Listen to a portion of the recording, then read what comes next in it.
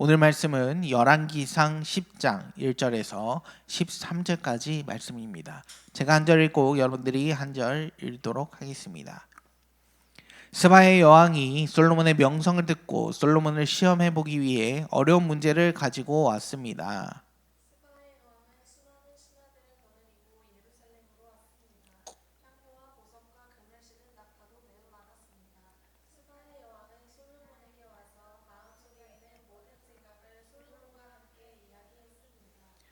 솔로몬은 여왕의 질문에 빠짐없이 대답해 주었습니다. 설명할 수 없는 어려운 문제는 하나도 없었습니다.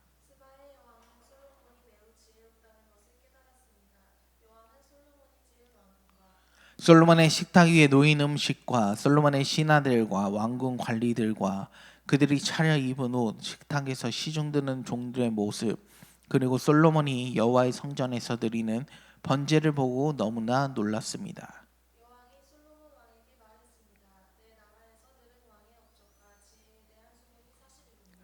거기에서는 믿을 수 없었는데 여기에 와서 내 눈으로 보니 듣던 것보다도 더 놀랐군요. 왕의 지혜와 부유함은 내가 듣던 것보다 훨씬 뛰어납니다.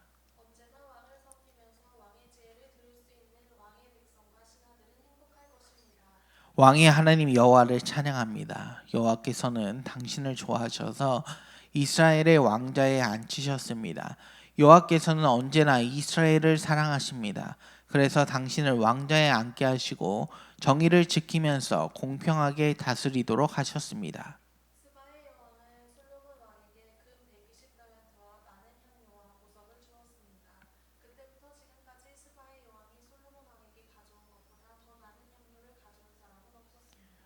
히람의 배는 오빌에서 금을 가져왔고 그 밖에도 백단목과 보석을 매우 많이 가져왔습니다.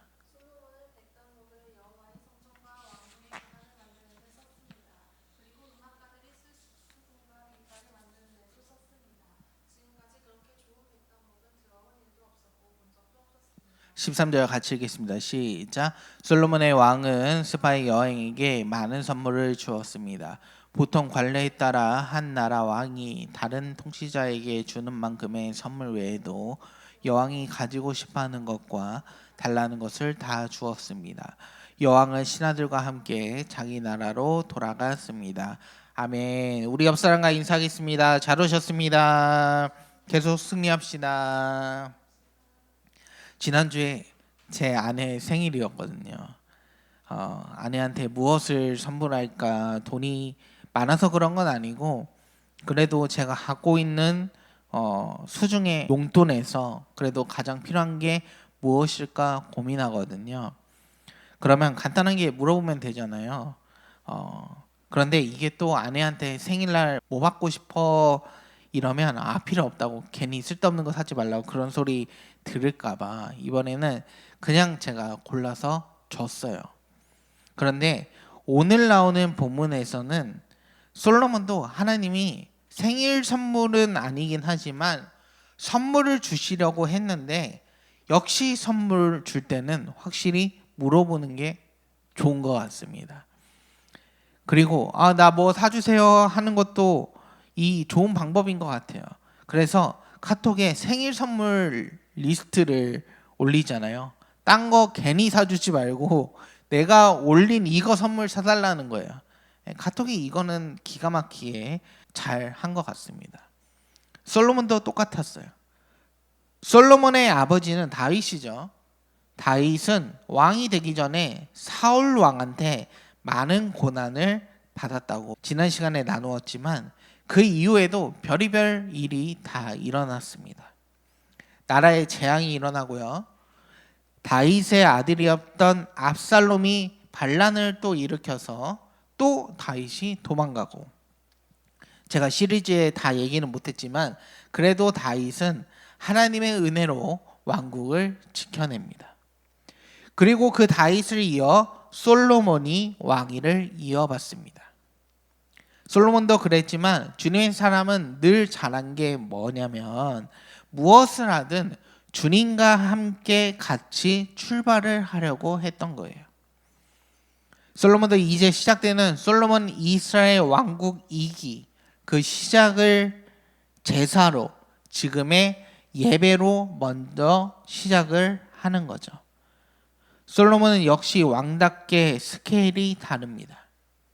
한번 제사 드릴 때마다 소 한 마리를 예물로 드리는 거예요. 소 한 마리에 우리나라 한으로 따지면 한 마리당 여러분 얼마일 것 같아요? 6,224만 원입니다. 그걸 1000번 제사 드리면 얼마일까요? 1000마리의 소를 예물로 드리는 거예요. 그렇다고 여러분한테 여러분 이제부터 여러분 예배 드릴 때마다 소 한 마리 2층으로 올려보내세요. 이럴 순 없죠. 여러분 그게 아니라 솔로몬한테 배워야 할 점은 모든 것을 시작할 때 하나님과 함께 시작했다는 거예요. 그런 솔로몬을 하나님은 기쁘게 여기셨던 거죠. 그때 제가 하지 못했던 멘트, 그 멘트, 생일날 아니면 선물 뭐 받고 싶니? 그 멘트를 하나님께서는 하셨는데 솔로몬아 넌 뭐 갖고 싶니? 하나님이 솔로몬한테 물어보셨던 거예요. 만약 여러분이 하나님이 뭐 갖고 싶냐고 그런 물음을 하셨을 때 무엇라 답했을지 생각하면 생각만 해도 행복할 것 같아요. 어떤 분은 로또 1등 용지요 할 수도 있지만 이건 하나님이 주신다고 하셨기 때문에 로또 1등 용지는 너무 작은 것 같기도 하고 그보다 더 큰 것을 하나님한테 선물로 달라고 하겠죠. 그러면 솔로몬은 뭐라고 대답했을까요? 열왕기상 3장 5절에 기브온에 있던 그날 밤 여호와께서 솔로몬의 꿈속에 나타나셨습니다. 하나님께서 말씀하셨습니다. 무엇이든지 내가 원하는 것을 구하여라. 내가 들어주겠다. 솔로몬이 대답했대요. 여호와께서는 주님의 종인 내 아버지 다윗에게 큰 은혜를 베풀어 주셨습니다. 다윗은 주님 앞에서 진실되고 공의로우며 정직한 마음으로 살았습니다. 주님은 다윗에게 큰 자비를 베푸셔서 그의 아들인 저에게 그의 뒤를 이어 왕이 되게 하시고 오늘날까지 이르게 하셨습니다. 나의 하나님 여호와여, 주께서는 주의 종인 저를 종의 아버지 다윗을 대신하여 왕이 되게 하셨습니다. 그러나 저는 어린아이와 같아서 무슨 일을 해야 하는지 판단할 수 있는 지혜가 없습니다. 그럼에도 불구하고 주님의 종인 저에게 주님께서 선택하신 수많은 백성을 다스리도록 하셨습니다. 저에게 주님의 백성을 다스릴 수 있도록 옳고 그름을 가려 판결할 수 있는 지혜를 주십시오. 주께서 지혜를 주시지 않으시면 이렇게 많은 주님의 백성을 어떻게 다스릴 수 있겠습니까? 주께서는 솔로몬이 지혜를 달라고 하자 기뻐하셨습니다. 여기서 첫 번째, 주님의 사람은 주님께 지혜를 먼저 구해야 합니다. 여기서 솔로몬이 구한 지혜는 무엇일까요? 단순히 이스라엘 사람들을 다스릴 수 있는 정치적인 지혜를 구한 걸까요? 성경에서 말하는 지혜란 잠언 9장 10절에 잘 나와 있는데요. 우리 다 같이 읽겠습니다. 시작. 여호와를 경외함이 지혜의 근본이요 거룩한 분을 아는 것이 명철의 시작이다. 솔로몬이 구한 지혜의 진정한 의미는 여호와 하나님이 살아계신다는 것을 명확히 알고 그분의 뜻대로 살아가려고 애쓰고 날마다 모든 순간마다 하나님의 마음을 알려고 하는 것, 그것이 먼저라고 생각한 거예요. 그 지혜를 얻어야 왕으로서 정치하는 사람으로서 모든 것이 따라간다고 생각했던 것입니다. 우리도 무슨 일을 하든 어떤 직업을 가졌든 시작할 때 우리에게 가장 먼저 필요한 것은 하나님의 지혜입니다. 우리가 가장 먼저 구해야 할 것은 하나님의 지혜라는 거예요. 그것을 실제로 솔로몬이 구하니까 하나님, 저 선물로 하나님이 주시는 지혜를 얻고 싶습니다 하니까 하나님의 지혜를 얻을 뿐만 아니라 실제로 정치에 필요한 모든 명예와 부를 다 주셨다고 하잖아요. 우리 또한 하나님을 구하면 그 외의 모든 것은 자연스럽게 따라오게 하여 얻게 하는 축복을 주실 거예요. 그래서 여러분은 주님의 지혜를 먼저 구하는 주님의 사람이 되시길 축복합니다. 솔로몬이 이렇게 하나님의 지혜를 얻고 나서 정말 많은 업적을 이루어왔습니다. 그 중에 가장 유명한 사건이 두 여인의 사건이죠. 두 여인이 아들을 비슷한 시기에 낳았는데 두 아들 중에 한 아기가 죽은 거예요. 그런데 남은 아기를 두고 두 여인이 자기 아들이라고 다투니까 솔로몬이 판결을 내린 사건이죠. 여기서 두 번째, 주님의 사람은 듣고 살리는 방향으로 결정해야 합니다. 솔로몬은 하나님께 받은 지혜를 그대로 보여줬는데요. 잠언 1장 5절 다 같이 읽겠습니다. 시작. 지혜로운 사람은 듣고 학식을 더할 것이며 지각 있는 자는 모략을 얻을 것이다. 지혜라는 것은 듣는 것부터 시작한다는 거예요. 솔로몬은 무슨 일이 일어났다 하면 하나님한테 그 지혜를 들으려고 하는 것은 당연한 것일 뿐 아니라 뭐가 또 달랐냐면요. 어떤 문제가 생겼다? 그러면 그 문제를 해결하려고 신중하게 상황들을 살펴보면서 들으려고 했다는 것입니다. 여기서 유전자 검사가 있으면 바로 해결되었겠지만 그 당시에는 그럴 수 없는 시대였기 때문에 성경에서는 솔로몬이 두 여인의 양쪽 진술을 끝까지 들었습니다. 이것이 지혜로운 사람의 특징인 것 같아요. 이 듣는 마음, 히브리어로 레브 쇼메아라고 하는데요. 레브는 마음, 쇼메아는 듣는다는 뜻입니다. 이것은 단순히 청각적으로 귀로 듣는다는 뜻이 아닙니다. 경청하여 지금 말하고 있는 대상을 이해하고 그에 맞게 행동한다는 뜻이 진정한 의미라고 할 수 있는데요. 솔로몬도 이 두 여인의 말을 충분히 듣고 이건 말로 해서는 이 아이가 누구 아이인지 알 수가 없는 거예요. 그러니까 그 다음으로는 정말 창의적으로 분별해낼 수 있는 다음 단계로 넘어갈 수 있습니다. 솔로몬이 말하죠. 야, 칼 가져와.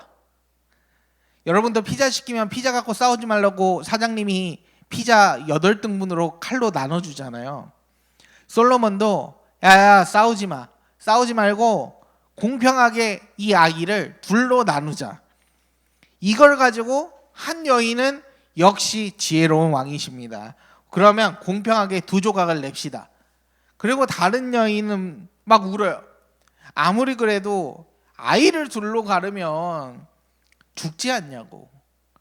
자기는 이 아이를 빼앗기는 것도 싫지만 이 아이가 죽는 것은 더 싫다고 하면서 결국에는 오열하면서 그 아기를 포기합니다. 여기서 솔로몬이 판단한 것은 일단 1차적으로 말로는 구별하기가 어려우니 이제는 이 아기를 참으로 사랑하는 엄마를 찾아야 했던 거예요. 진정한 사랑이란 이 아이를 어떤 방법으로든 소유하려고 하는 사랑이 아니라는 거죠. 그 아이의 생명을 내가 소유하는 것보다 이 생명을 살리려고 하는 그 사랑이 진정한 사랑이고 그 사람이 진정한 엄마다. 그래서 진짜 엄마를 찾을 수 있었던 거예요. 여러분도 앞으로 살아가면서 많은 문제들이 직면하겠죠. 그럴 때 이 솔로몬처럼 했으면 좋겠습니다. 어떤 사람은요, 내 말 먼저 들어. 이런 사람은요, 요즘 꼰대라는 소리를 들을 수밖에 없습니다. 그러지 마시고 가정과 교회와 삶의 현장에서 먼저 끝까지 듣는 사람이 되어야 합니다. 그 듣는 데서 힌트를 얻을 수가 있어요. 그 다음에 결정해야 하는 것은 내가 결정을 낼 때 무엇을 먼저 생각해야 합니까? 내가 어떻게 결정해야 더 많이 소유할 수 있을까? 어느 쪽이 이득이 될 수 있을까라고 생각하는 것이 아니라 바로 생명을 살리는 방향으로 결정을 해야 된다는 거예요. 그런 사람이 지혜로운 사람입니다. 그래서 먼저 듣고 살리는 방향으로 결정해라. 그러면 분명 하나님께서 기뻐하실 거라 생각합니다. 이렇게 솔로몬은 왕으로서 하나님과 희노애락을 함께하며 잘 먹고 잘 살았습니다. 저희도 상상하곤 하잖아요. 한 나라의 왕이면 얼마나 행복할까. 솔로몬은 돈뿐만 아니라 명예와 권력까지 얻은 끝판왕인데 다들 부러워했겠죠. 그런데 솔로몬은 전도서에서 이렇게 고백하는데요. 우리 전도서 1장 1절부터 2절까지 같이 읽도록 하겠습니다. 시작. 다윗의 아들로 예루살렘에서 이스라엘의 왕으로 있던 설교자가 한 말입니다. 설교자가 말합니다. 인생은 정말 허무하고 허무하다. 세상 만사가 너무 허무하다. 솔로몬은 누릴 것은 다 누려본 사람이었지만 세상의 것들은 진정한 평안을 주지 못한다는 거죠. 평안과 편안은 비슷한 것 같지만 다른 것입니다. 편안하다는 것은 돈으로 살 수 있어요. 요즘 비행기 기본 좌석이 1인치 줄어들고 있다고 합니다. 그러면 우리 남자들 같은 경우는 어깨가 부딪히면서 비행기 몇 시간 동안 탄다는 것은 정말 최악이에요. 그런데 그러고 싶지 않으면 어떻게 하면 될까요? 돈을 내면 됩니다. 돈을 내서 비즈니스석을 타라는 거예요. 그런데 이 편안은 돈으로 살 수 있지만 평안은 돈으로, 명예로, 그 어떤 것으로도 그 평안을 줄 수 없다는 것을 이 솔로몬이 깨달은 거예요. 편안할 수 있는 편안함은 다 누려본 솔로몬이 말한 것입니다. 그 평안함은 하나님만이 채울 수 있습니다. 편안함의 끝을 맛본 솔로몬이 말한 거기 때문에 여러분 어느 정도 신뢰를 가지셔도 됩니다. 그리고 솔로몬이 많은 세월을 보내면서 또 느낀 것은 이건데요. 우리 전도서 3장 1절에서 6절까지 말씀입니다. 우리 다 같이 읽어볼까요? 시작. 하늘 아래의 모든 일에는 정한 때가 있고 시기가 있는 법이다. 날 때가 있고 죽을 때가 있고 심을 때가 있고 심은 것을 뽑을 때가 있다. 죽일 때가 있고 고칠 때가 있고 허물 때가 있고 건축할 때가 있다. 울 때와 웃을 때가 있고 슬퍼할 때와 춤출 때가 있다. 돌을 던져 버릴 때가 있고 돌들을 모을 때가 있고 껴안을 때가 있고 그것을 멀리할 때가 있다. 찾을 때가 있고 포기할 때가 있고 간직할 때가 있고 버릴 때가 있다. 솔로몬은 전도서에서 헛되다라는 말을 38번이나 반복합니다. 이 헛되다가 히브리어로 헤벨, 이것은 안개, 수증기, 허무라는 뜻이에요. 잡으려고 하지만 이내 소나기에서 사라지는 것이 세상의 북이 영화라는 거죠. 다시 말하지만 솔로몬이 말한 겁니다. 은과 금을 돌처럼 흔하게 여겼던 솔로몬인데 사람들이 얼마나 궁금했겠어요.